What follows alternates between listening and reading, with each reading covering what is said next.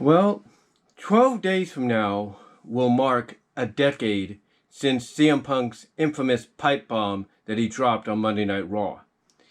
And I can tell you honestly where I was. I was living in Patterson. I was still not working. I was, I think, 2.5 years away from that.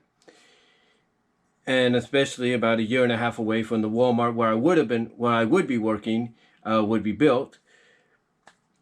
But yeah, I was working, not working, but I was at home watching Monday Night Raw like anybody else.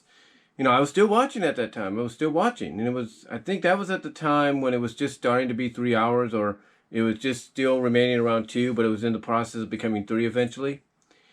So I remember watching Raw, and we get to the ending after Cena has been beaten down and everything, and here comes CM Punk, right?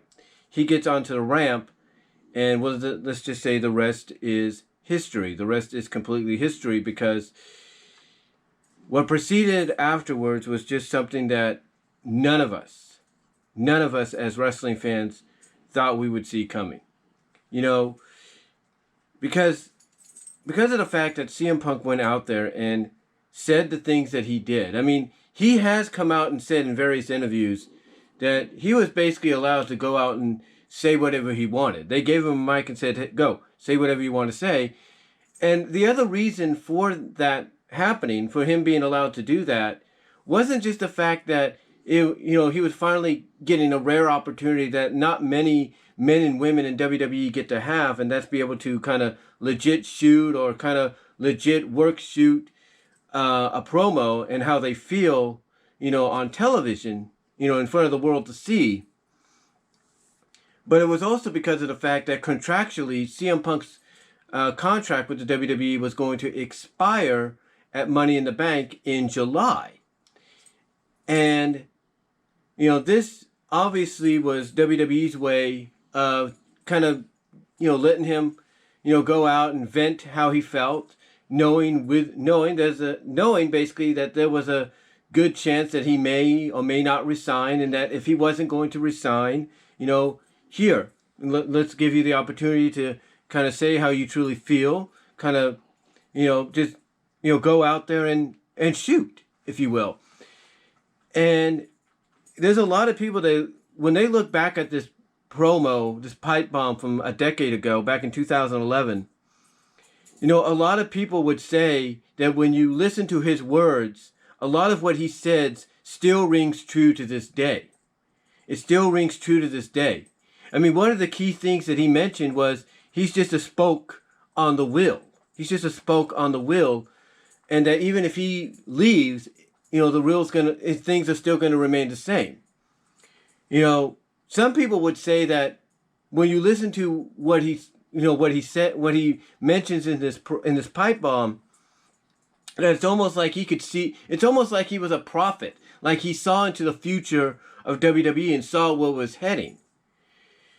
And the fact that, even he has said on numerous occasions since he's left WWE, when it came to the pipe bomb, when people would ask him about it, he would basically say in various interviews that when he would go out and mention New Japan, Ring of Honor, Brock Lesnar, Paul Heyman, Colt Cabana, when he would mention all these names of wrestlers that have been, wrestlers and, on-screen talent, backstage, talent, if you will, as well as other promotions on live WWE television, that was essentially the equivalent of dropping F-bombs.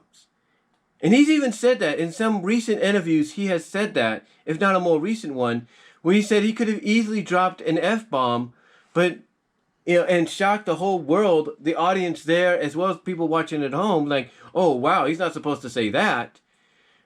But he knew better. He knew that, he had to work within the parameters of the television show. So his equivalent of dropping an F-bomb was mentioning Ring of Honor, New Japan, Colt Cabana, Paul Heyman, Brock Lesnar, which were very taboo for that time period, because these were names of places and people that WWE did not want you to know about, or WWE did not want to have be referenced anymore, because of their disassociation with them at that time. But the reason Punk was doing this, again, was mainly because his contract was coming up within a month, and that his last contractual match was in his hometown of Chicago at Money in the Bank against Cena for the championship.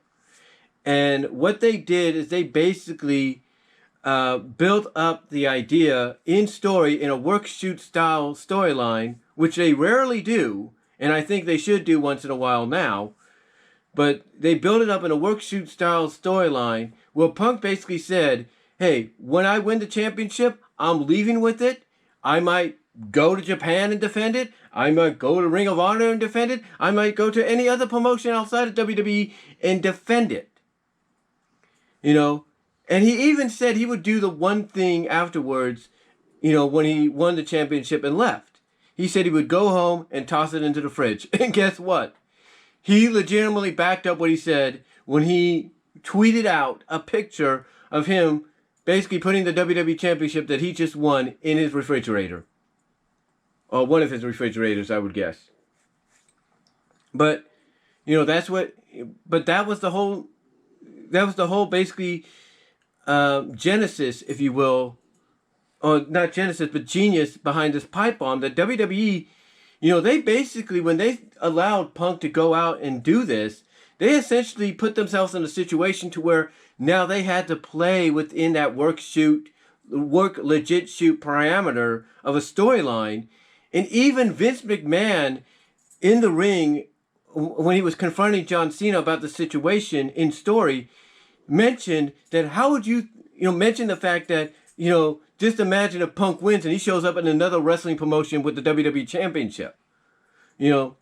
Essentially, basically telling Cena in story that if you don't do something about this, if you don't prevent this from happening, next time we see Punk with the WWE Championship, he could be in Japan. He could be in Mexico defending it for another wrestling promotion.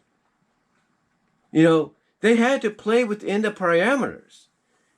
And the reason they were doing this is because legitimately on screen and behind the scenes, they were trying to renegotiate the contract for CM Punk to remain with the company.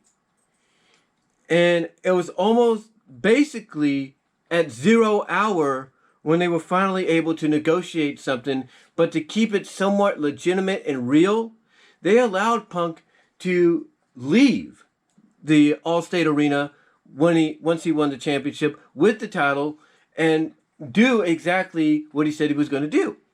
Put it in the fridge and everything. Basically be, a WWE champion that doesn't work for the company anymore. In story. And they did a great job following this up because they even had him show up, I think the following week, at, one of the Comic-Cons, I think a Comic-Con in Chicago or San Diego, one of them, with the championship, acting like, hey, I'm the champ, what are you guys talking about? Acting like now he's an outsider, but an outsider that has their title, that's their champion, but doesn't work for them anymore. And it seemed that they were basically, cooking on all cylinders with this, right? You think, they were cooking on all cylinders with this, and you would think that they would be able to make something bigger out of this. I mean, imagine, CM Punk having, imagine, not CM Punk, but imagine a lot of, cameras, a lot of other promotions, I should say, working with WWE and vice versa to film footage of CM Punk showing up at all these other promotions and defending the title. Just imagine how much bigger this would have been. But unfortunately, we only got to experience the possibilities of this happening for 1 week. And the reason we were able to experience these possibilities for 1 week was because about a week or so later, 8 days later, after Cena had won the championship, I don't know if it was the 7th time or 8th time or 6th time, I don't know. But once Cena won the championship again, out came CM Punk. And that's what led us to CM Punk and Cena for the undisputed WWE Championship at SummerSlam. That's what led us to that moment. And, a lot of people were disappointed by that. they were disappointed. It's like, well, wait a minute, you had this opportunity to run with this storyline, to do things that nobody thought you as the company would do with someone like someone like a CM Punk or anybody else, and you decide not to go through with it, and that the only taste of potentially what could have been was him showing up at a Comic-Con convention, with the championship, and basically saying, hey, I'm the champ, but I don't work for you, so I might go take this somewhere else. That's the closest we ever got. And that pipe bomb we got back on the 27th of June was for nothing? Well, I wouldn't say it was for nothing. I think basically by allowing him, as I mentioned earlier, to do that, to have that pipe bomb, and then have Vince McMahon and John Cena and all of them work within the parameter of this work, legit shoot story atmosphere that they were involved in, I think paid off, because they were able to get Punk to resign, but the catch was Punk would get a few privileges to go along with it. One, he would get his Cult of Personality song that he would have played for him when he was in Ring of Honor and on the Indies before coming to WWE. And he'd be able to legitimately legit shoot, if you will, and say whatever he wanted to say without being told what to say or being given bullet points. So, yeah, in a way, the pipe bomb did kind of work in their favor, because, as well as in Punk's favor, because not only did he get a new, shiny new contract out of it, but he was given all these amenities that, he's been wanting, that he feels he believes any superstar, even today, should have. And that's have the music they used to come out to, on the Indies or prior to WWE, as well as be able to go out and say what they want to say without being told what to say or being given bullet points. So in a sense, it did pay off.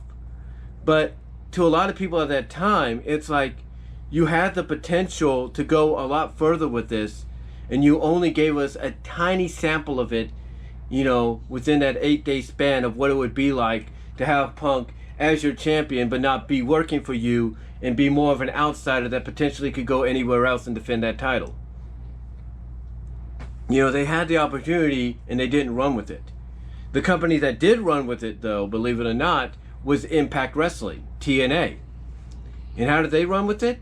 They ran with it by having a guy that in 2015, 16, I think? Hold on. Hey Google, when did AJ Styles debut for WWE?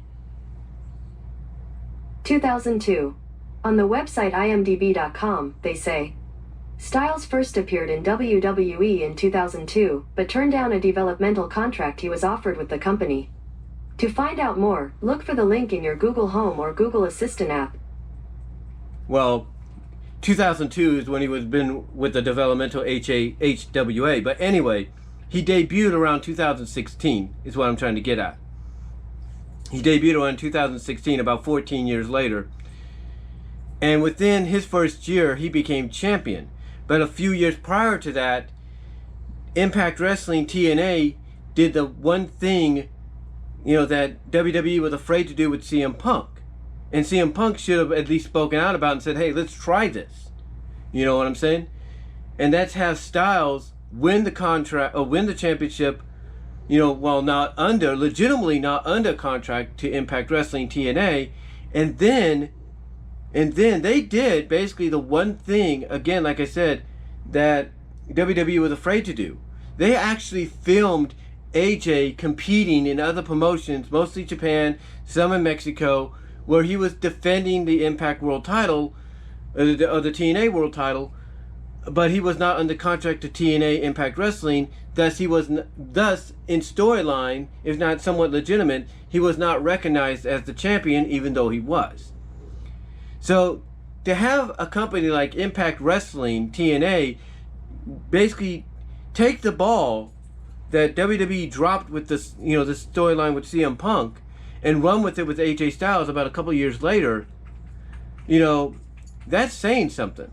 That's saying something, that it's like, well, wait a minute, how can they do a better job at this than you did, and you're a bigger company. You're more of a financial successful company, and you could have gotten more publicity out of this, and maybe even give some acknowledgement to companies that do exist outside of you, outside of you, especially the ones that he mentioned, in his pipe bomb.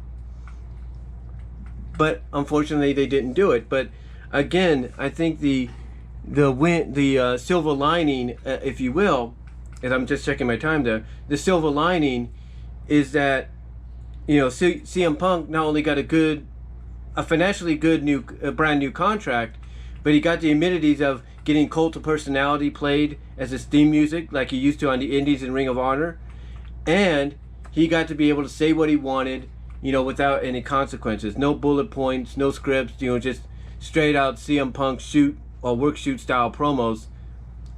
And I guess that was good. That was better than anything, if you will. But yeah, they didn't. They didn't basically run with this potential storyline. And at least as far as Ring of Honor and New Japan goes, at least have Punk show up there and defend the title and then come back. They could have had him do that. They could have had him show up at a Ring of Honor show, somewhat during that week, if there was one running. I don't know if there was. And they could have had him defend the title against whoever from Ring of Honor. And, of course, successfully win it, win the match and retain the title. And then maybe go off into Japan and defend it there. At least within that week parameter, instead of just having them show up at a Comic-Con like an outsider that's their champion but doesn't work for them. But anyway, though, getting back on track, people still talk about the pipe bomb even to this day. And here's the thing, every superstar, not just within WWE, but in other promotions, they try to replicate it. They try to replicate that kind of pipe bomb, that kind of a shoot promo, if you will, to try to get people talking. The closest WWE ever had when it came to a secondary pipe bomb being very similar was ironically AJ Lee, who has gone on to be CM Punk's wife. AJ Lee was the Divas champion, and everybody remembers her pipe bomb because she came out and legitimately just dropped a pipe bomb on the women's division, at the time, especially on the women, that were, at ringside or in the ring at that moment. So, yeah, I mean, the closest, the closest was ironically his wife, about a year or two later. But yeah, again, looking back on it, 12 days from now being the 10th anniversary, again, it's almost like some people could argue that Punk saw into the future with some of what he said, because it pretty much, some of what he said has come true in a way. But yeah, it was shocking. It was very, very, very shocking to hear Punk say that, say those things, say the things that he did, mention the people that he did, which were taboo at that time for WWE, as well as the other promotions out there. And then, like I said, for WWE to play within that parameter of, hey, this is now a work shoot / legit shoot storyline, and we have to work within the parameters of it, play within the parameters of it. That was legitimately different, because they rarely do that at times. Depending on what superstar they could trust to help them carry it. And CM Punk was one of them that they could trust that could help them carry it, if you know what I mean. But yeah, 10, yeah. What I'm trying to say is it's hard to believe that it's going to be a decade since this moment happened in time. But yeah, I can remember I was at home watching Monday Night Raw and seeing that happen. Because honestly, I was invested in it. Just to see where they were going to go with it, honestly. I was invested into seeing where they were going to go with this whole situation. But, yeah, it's hard to believe that in 12 days it's going to be it's going to be a decade since that pipe bomb was dropped. And honestly, like I said, many have tried to emulate it, not just in WWE, but in other promotions, and very few have come close. But let me know what your thoughts are. Where were you on that day, June 27th, 2011, when the pipe bomb was dropped? What were your first thoughts when you heard about it? Let me know down below. Comment if you like. And I will talk to y'all later.